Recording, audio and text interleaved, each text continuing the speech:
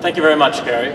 We've now had 2 days of excellent talks going through what the public wants in terms of nature set aside, to the science, to cultural values, to economic values.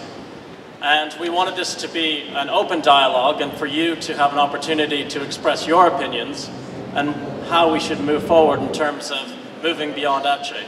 So we are going to have a mic available, and Noel Kumpel will be taking the mic around, and we would like people to make comments, and we would like these comments to be limited, or questions, but limited to 2 minutes, and if it's longer than 2 minutes, then I'll cut it off. And we'll go around just to give everybody an opportunity to express how they think we need to move forward. But just thinking about this morning, I think it was really interesting to think about what those thresholds might be. And Hugh's talk, in terms of talking about thresholds, made it extremely clear that these targets are really going to be driven by when things kind of get bad, or when they're a bit uncomfortable for us in terms of where we are now in terms of extinction rates, what background extinction rates are, and what we want them to be. So what's an acceptable rate of extinction, essentially? Or to what extent are we willing to allow our ecosystem services globally to be degraded? To what extent are we willing to kind of rob the resources of future generations? And then at what point does it get a bit uncomfortable for us economically? And that really was brought out in Suzanne's presentation. We need to understand that area a lot more in terms of the economic costs of losing those protected areas. And finally, the cultural value, and how do we as humans change as we change the environment around us, and is this cultural degradation going to erode us as a creature? So we've got all these different points to think about.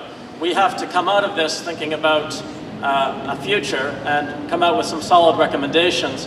From this last session, just in the talks, we had some recommendations from Hugh in terms of additional management effective targets, which I think is extremely important. We also have in the targets a call for representation, but there's no explicit target around representation.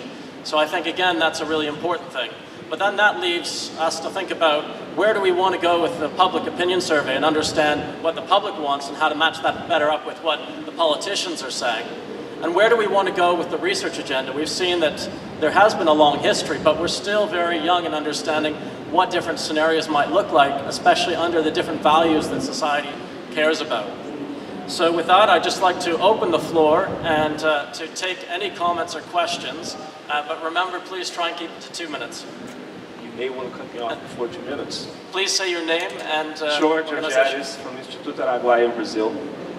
And nature needs half, is what the people of the world said, right? And in Brazil, we said 70%. At least we beat Germany in something this year, right? But let's not kid ourselves. There's a lot of not in my backyard in that. People in São Paulo want to protect the whole Amazon, but they don't want to hear that they can't have a beach house because the beach is now a protected area. People in the Amazon are shocked, I tell you, at the slaughter of elephants and whales. And the next minute, they're lobbying to be able to legally kill their own wildlife. We had a quote from Kennedy at the opening ceremony about doing the hard things. Sometimes we also have to say the hard things at the risk of just becoming another talking shop. And we've been hearing a lot about protected areas must generate benefits for local people. Yes, of course. There's a fundamental truth we're missing, right? All people are local. There are no Martians on this planet. You know where most poor people in Brazil live? They don't live in protected areas. They live in cities. They live in peri-urban areas. And it's the same in the rest of the developing world. And where it's not yet, believe me, it will be soon. But you ask kids, even in protected areas, what do they want? You know what you're going to hear? They want cell phones with an internet connection. They want a motorbike and a paved road to drive it on. And a good public hospital in case they crash it. And you know what the governments are telling them? Let them eat bush meat and gather nuts for a living. And now excuses because we need to pass another tax break for the investment bankers. We need to stop letting our protected areas become a dumping ground for a failed social policy.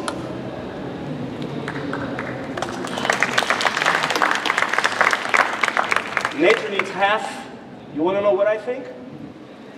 I'll settle for 17% as long as they're real protected areas, strictly protected no-take areas where animals and plants can live in peace. And you know what I would leave for sustainable use protected areas? 83%, because anything less and we're all done for. Thank you very much. Thank you for that. Do we have any other? Yes, over here, please.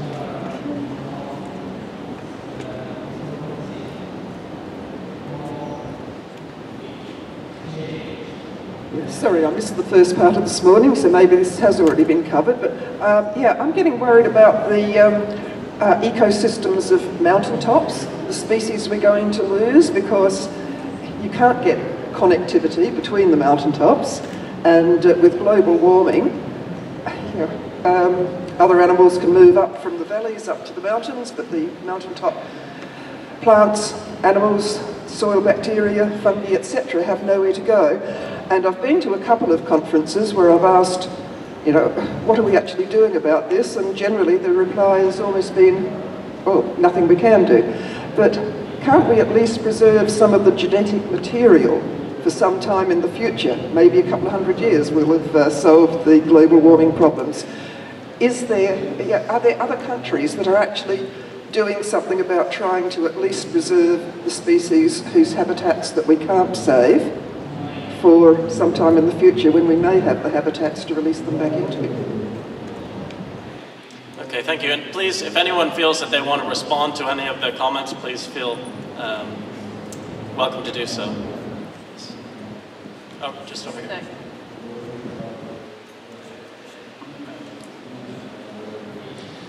Thank you. Rob Dick, up until recently working with the New South Wales National Parks and Wildlife Service, assisting to build the reserve system in New South Wales. Look, I'd like to endorse Hugh's concept of using representativeness as including representativeness as a target, because the Australian National Reserve System strategy document has representativeness embedded within it.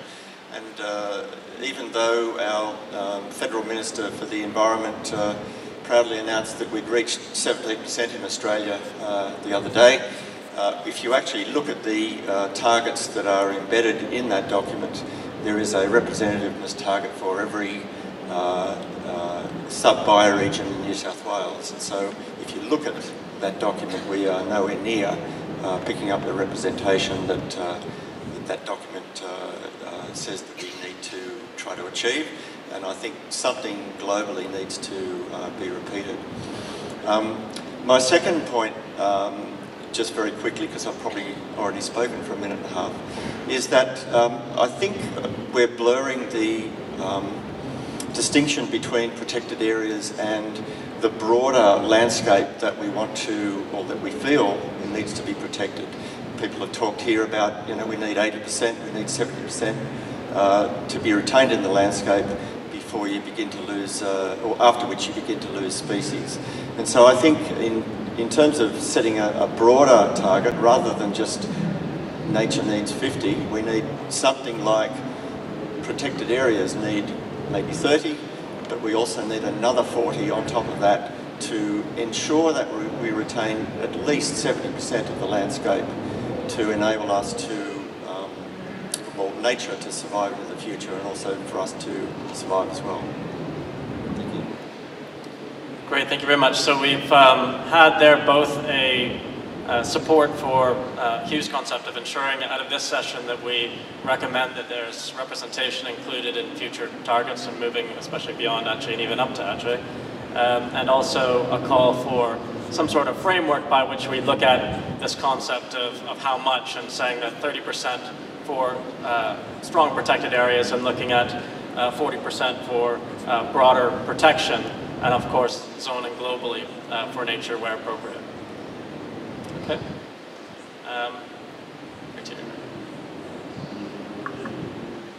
My name is Silvana Campelo from Instituto Araguaia.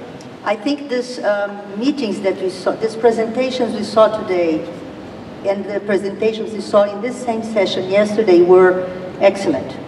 Actually, for me, were the best I've seen in this event as a whole. And I would like to address the first speaker. I don't remember his... Q. It's right there. Yeah, you. We're in tune, and I totally agree with what you said. Brief, but straightforward. It's just one point that trigged my I found strange, is that as the curve moves up, as we give nature more, and next you asked, when will we have enough? Well, we will have enough when we think nature is protected. But if we allow ourselves to make this kind of judgment on animals and plants, it would be unethical not to do the same judgment on our own species. Because nobody is addressing the fact that we are already too many. And we need to control that. We just don't need to say, oh, we have enough protected areas. We have 50%, we have 60%. That's enough, that's good. But what about us? Are we going to be 10 million, 15 billion, 20 billion? We need to make that judgment on ourselves as well, not only on animals and other animals and plants. Thank you very much. It would be an interesting indicator. Could we go to Stephen Woodley in the back, please? So we're at the back writing our input into the Promise of Sydney, trying to come up with a recommendation on Vihandachi while you're talking about it, and it's a real challenge. We've heard a lot of things, a lot of fascinating things, and we know there's not one right numeric target. We know, as Hugh pointed out very persuasively, we need more. We need adaptive systems that are really based on biodiversity conservation. It's got to be based on conservation planning, which looks at both human needs and other species needs. But crafting that into a political target is the most challenge. Nature needs have, at least in my view, is a political target. It's a saleable target, but it's not one that, in my view, if we got all the conservation biologists in the room, they would agree is a defensible target scientifically. So how do we square that circle? Is it enough we know we need more, and nature needs half is really persuasive. No question about it. So that's my question. Do we hold our nose and say we'll stick with a numeric target, even though we know that numeric targets have inherently many, many challenges? Thank you, Stephen. And please try and reflect on that and give Stephen feedback, because it is an extremely difficult task having to put pen to paper. But we do need to create some framework into the future, and we need to create some ambitious goals. And we know that the public wants 50%, and that's very clear, and that is a compelling argument in itself. We know that the science is still in its infancy, but what we know of the science, it indicates that things will start to break down, and we won't be able to maintain the world's species and ecosystems with our current system, and that we're failing future generations if we don't be more ambitious. And I think when future generations look back and they see kind of the ambitious targets we set here, if they were too low, they would kind of question why we hadn't set out a better and healthier future for them, given that we had enough information to realize that what we were aiming for just simply wasn't enough. I think Mark Spalding in the back wanted to make a comment. Thanks, yeah, Mark Spalding. So I have been intrigued by this nature needs half. For me, it's come kind of from the side, and I wasn't quite expecting it, but I think it's an exciting idea. But I do wonder how much of it's come from people who don't live in Europe. In Europe, there's not half left. And I think my point, I'm slightly worried that we have a kind of division between nature and people still. And I think if we keep the nature needs half, and it may be a very good target, we just need to make sure we're not messaging it as people versus nature, and that people live in nature, and we need to bring those two together. And just to tie this back, I think, to some of the earlier presentations, it seems that a lot of people, and it came out in the public survey as well, are not convinced that we need national parks for ecosystem services. And I would say that partly becomes because we're not telling the story of ecosystem services well enough. I think we've got to do a much better job of telling the story for ecosystem services, and I think if we do that, we'll actually get a groundswell of support for protected areas in places that we don't have them now, in places where there are lots of people, because they're generating benefits for people. And that ties in very nicely with Dilys Rowe's presentation yesterday, saying what does 50% exactly mean, and how do we ensure that human values are integrated with it. And if we look at multiple values and can protect systems that are essential for humanity and systems that are essential for the rest of life, then it'll be politically a lot more compelling. Yes, over here, please.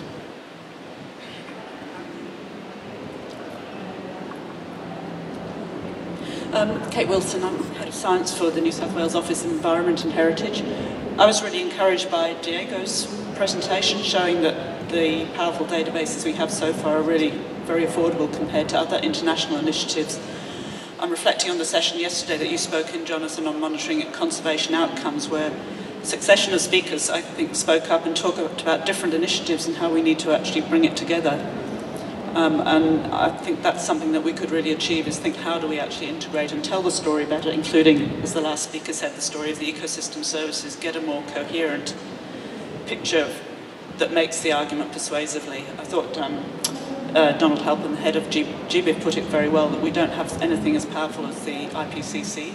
Is there some way we can really start to integrate and get better information on status and trends and painting a richer picture of what's really happening?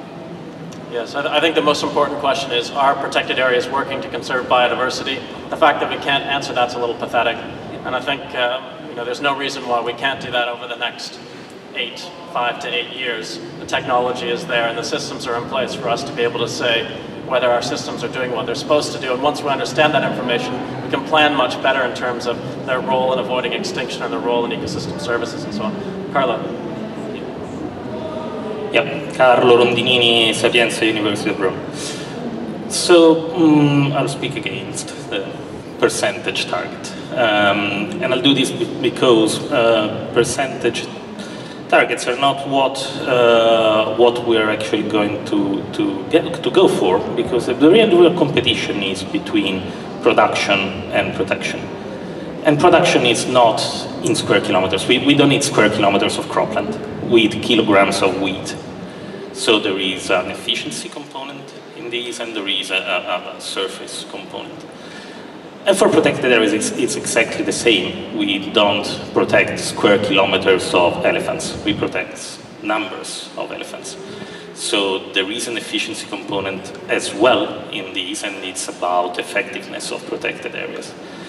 So if we go for an incredibly large target for protected areas, this means that this is either not credible, because we cannot set aside, I heard the word set aside several times in these 2 days, we cannot set aside 50% of the land for something that excludes production. So it's, and that's impossible because the human population, as others have said in the room, is going to grow, and we barely can do with the cropland that we have right now, but we will not manage to do it in the future unless we go for more efficiency in production and more efficiency in protection. So the real thing is about surfaces of different degrees of protection. It's not, we have to really go beyond the concept of protected areas. We need some protected areas, 20, 50, 20%, 30%, whatever, but the rest of the land has to be managed for double purposes. That's the key point that we should start to convey in the message. Otherwise we will be stuck with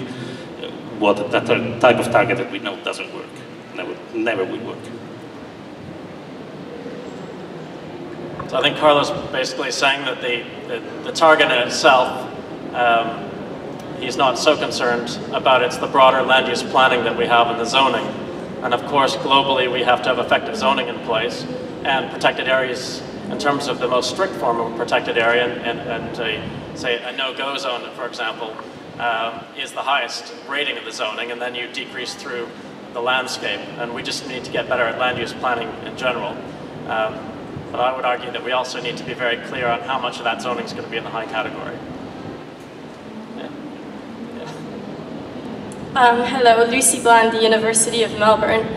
So I was really interested in Diego's presentation in terms of costing the different knowledge products, because I think it's really something that's missing from the discussion in terms of targets and representativeness and actually how we're measuring what we've achieved. Because learning about the planet has a cost. And we all know that these biodiversity data, they need to be representative, they need to be accurate. And I actually don't think that they come as cheap as what they've been presented. Because if we want to meet these objectives, we need to make sure that the data are up to scratch and integrate them into a learning framework. And actually, it might be that one of my secret beliefs is that it will take many thousand years for the red list to be representative of most species. So really, I think there's a lot of power to integrate all these value of information analyses with the objectives and the targets and manage to learn about how we're learning about biodiversity, because otherwise we can't really measure what we're doing, and we need to be very systematic about it. So not just we need more, but we need more, and in what way? And maybe we need to think completely differently about what we've been doing so far. So I hope these analyses will be extended to other knowledge products and other analysis. Great, thank you. Comment at Mark at the back. Hi, Mark Hawkins from University of Queensland. I was in Nagoya when they were negotiating Target 11, very early hours of the morning, and one of the country representatives said, when they were talking about 17% and 10%, he said, if you want them to be effectively managed, then we want the target down to 5% because we know how poor we are at managing them. We didn't get there, but I think the point is real, that the key part of Archie Target 11 is not 17% and 10%, it's all of the things that follow on to it in terms of representativeness, effectiveness, equitable management in the right place. And then moving beyond Archie, let's recognise we haven't achieved anywhere near those qualitative parts of the target. And if we go beyond Archie and only focus on percentage and lifting that, and we don't put attention on the other parts of the Archie target, then I think we're not necessarily going to move forward.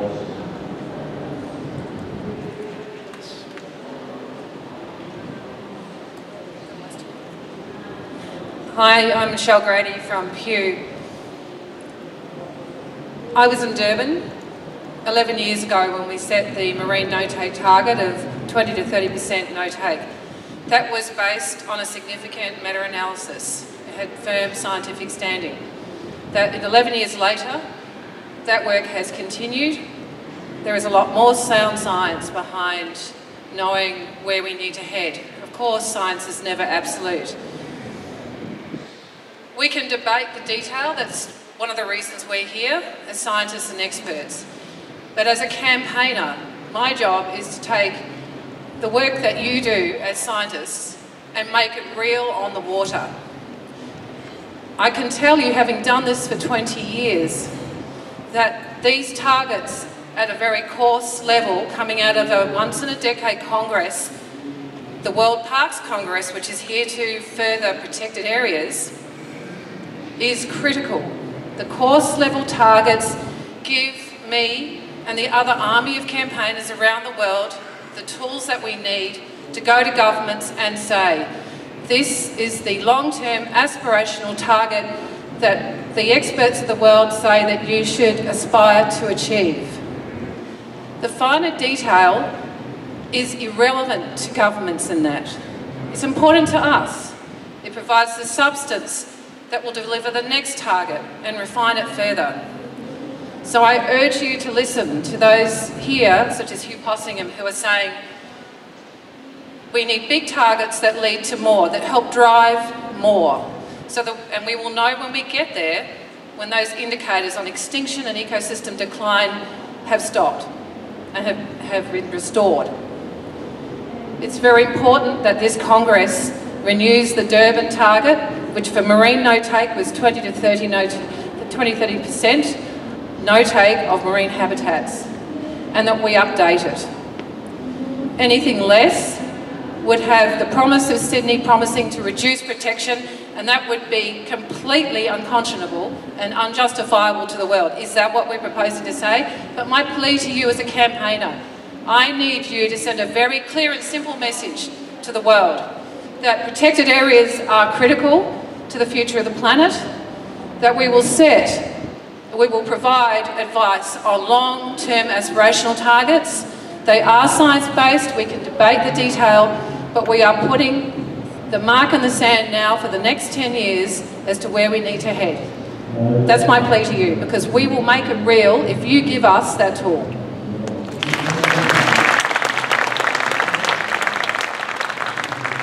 Okay, because of time, I'm going to have to wrap up here. I'm sorry, but I hope we can continue these discussions after this event.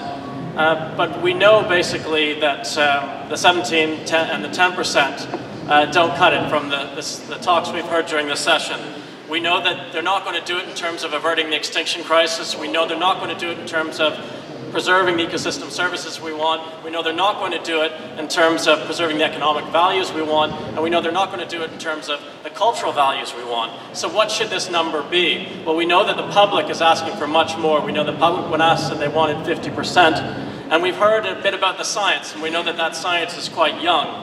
And we have to think about what thresholds are really appropriate. And we also have to think about future generations. When they look back and they see that we sat here and we called out a number, did we do what was politically feasible, or did we do what was right? Did we do what we needed for a healthy future, for healthy biodiversity? And I would rather my children and grandchildren see that we did what we thought was right. So I would just like us to have a quick vote here to see, sort of in terms of hands, where we stand in this session. And I'll come up with a few thresholds, and you can just put your hand up to see where we are in terms of where people think the numbers should be. But we know obviously that we need to protect more, because 17 and 10% is enough. But as to Mark's point, we also need much better management in these areas. And following from Diego's presentation, we need much better monitoring of these situations to see how we're doing through time. So let's just bring it to a quick vote. And I'll just start with the 17 and the 10%. How many people here think that that's sort of a target that we should be aiming for beyond Aceh? Okay. Then let's say beyond Aceh 20 to 30%. Okay, let's say 30 to 40%. And let's say 40 to 50%. Let's say 50 to 60%. Okay. 60 to 70. All right. 100. Okay. Well, thank you so much. Thank you for this session. Thank you to Stephen Woodley for chairing the initial session. I think, Stephen, you have a few comments. Yes, just to remind people, we have a stream closing plenary, which is going to be at 10:30 in this room. We are going to show you what we have crafted in terms of an input to the Promise of Sydney. So please come back. Our draft, and it's still a draft, our draft is we are printing out some copies, but we're really limited in our ability to do that. It's also on the website. So it's in Stream 1 under Documents on the World Parks Congress website. So should be able to get on the bloody website, download it, and have a look at it. And we hope to see you all back here at 10:30, and no doubt this subject will come up again. Thank you again, and can we just have a round of applause for Hugh, for Suzanne, Diego, and Gary.